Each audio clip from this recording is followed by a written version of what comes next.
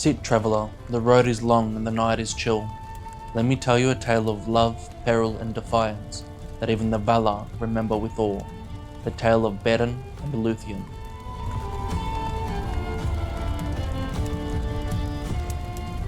Eons ago, there was Doriath, a hidden kingdom of the Sindar, ruled by King Thingol and Queen Melian, the Maya, and it is there that their daughter Lúthien walked. They say she was the fairest of all the children of Ilúvatar, her beauty and voice weaving enchantment stronger than any spell. Far from that hidden realm there wandered a mortal man, Beren, son of Barahir. Once a great and fearsome warrior, he had become an outlaw, hunted and driven into the wild by Morgoth's servants. Alone, scarred by battle and loss, he crossed the girdle of Melian, an enchanted barrier covering the realm of Doriath. Something no one had done before. It was there in the woods of Neldoreth where they say he saw her, Lúthien dancing beneath the trees, her hair dark as twilight, her blue dress shimmering like starlight. It was in that moment Beren's heart was bound forever. Though Lúthien's heart was cautious at first, she soon grew to love the mortal. Many say this was the first time an elf gave their love to a man. Beren, seeking Lúthien's hand in marriage, asked Thingol, the king, for permission. But Thingol, proud and protective, would not give his daughter to a mortal so easily, so he set a task deemed to be impossible, a Silmaril from the Iron Crown of Morgoth.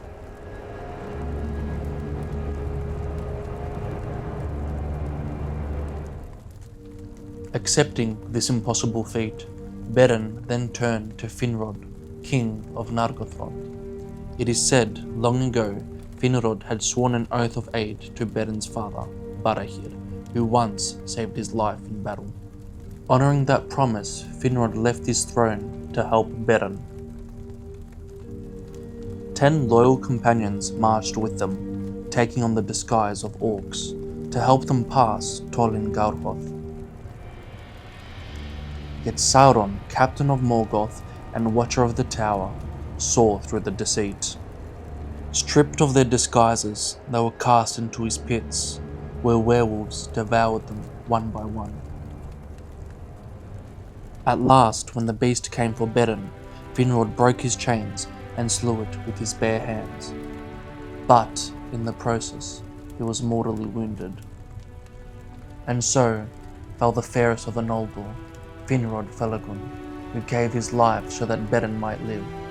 Remember his name, traveller, for he was the truest of kings.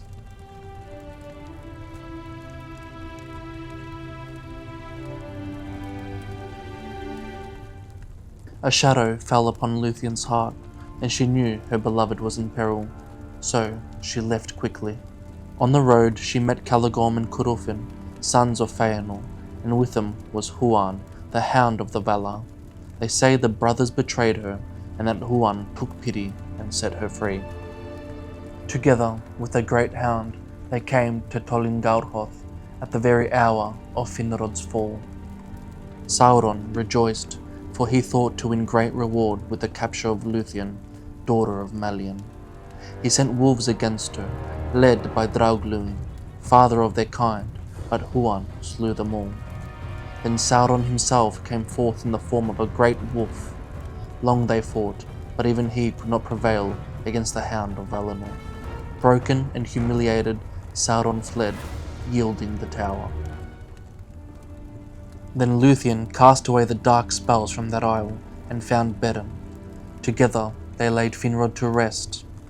With heavy hearts they departed, for their quest was not yet ended. On the road they were ambushed by Caligorm and Curufin, who still sought to seize Lúthien, but Huan turned against his former masters, and in this struggle Beren cast Curufin down, winning from him the knife Angrist. But as they fled, Curufin turned in malice and loosed an arrow at Lúthien. Beren stepped before her and took the blow, yet by her healing craft his life was spared. Then, with their fates now bound as one, they went north to Angband. Cloaked in the guises of wolf and bat, they crossed many perils until at last they stood before the iron gates. Before the black throne they stood, Morgoth and his host about him. Lúthien cast off her disguise and sang, a song so strong that even the Dark Lord was driven into dreams. His court fell silent, and Beren cut a Silmaril from the iron crown with Unlist. As they fled, Gargaroth awoke in wrath. He bit off Beren's hand, devouring the Silmaril. The jewel burned within him and drove him mad. Beren lay poisoned and dying, and all hope seemed lost. But in that hour, the great eagles of Manwë descended from the heights of the world, striking against the legions of Morgoth, and they delivered Beren, Lúthien, and Howe from the very shadows of Angband.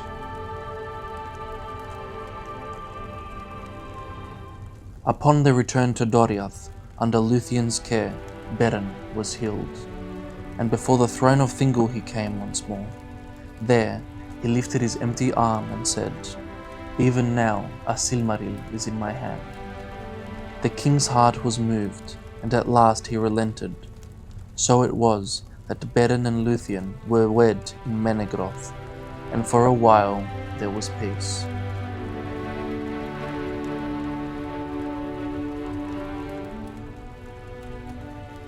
Yet even in safety, Beren's quest was not done, for the Silmaril was still claimed by the wolf Gargaroth. At last the wolf came ravaging into Beleriand, driven mad by the Silmaril, and so King Thingol, Huan the Faithful, and Beren together faced the beast. By the falls of Escalduin they met him. He leapt for the king, but Beren cast himself before him and took the bite. Huan sprang upon the wolf and slew him, yet he himself was struck down, and lay dying beside Beren. With his last breath the hound spoke, bidding Beren farewell, and thus he was no more. From the belly of the beast the Silmaril was cut, and placed in Beren's remaining hand. "Now the quest is achieved, and my doom full wrought," he said, and spoke no more. They brought him to Menegroth, where Lúthien ran to meet him. He opened his eyes one final time, looked upon her, but sadly he died.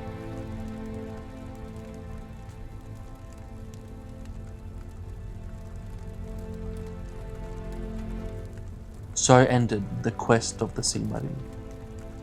Yet the tale of Beren and Lúthien did not end there, for the spirit of Beren passed into the halls of Mandos, beyond the circles of the world, where the fates of men are hidden. And there Lúthien came also, her spirit fleeing her body. Before Mandos she knelt and sang, a song of such beauty and sorrow that even the doomsayer was moved to pity. Two paths were laid before her. She might dwell in Valinor, in the deathless realm beyond the sea, where no shadow falls, but Beren could not follow. Or she might return to Middle-earth with him, to share the doom of mortals and know death at the last. For love she turned from the undying lands and chose the bitter gift of men, so that she might walk beside him until the end.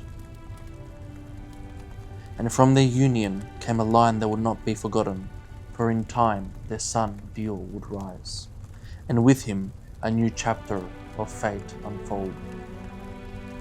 Remember them, traveller, for never again in song or story was love so great, nor courage so defiant, as that of Beren and Lúthien.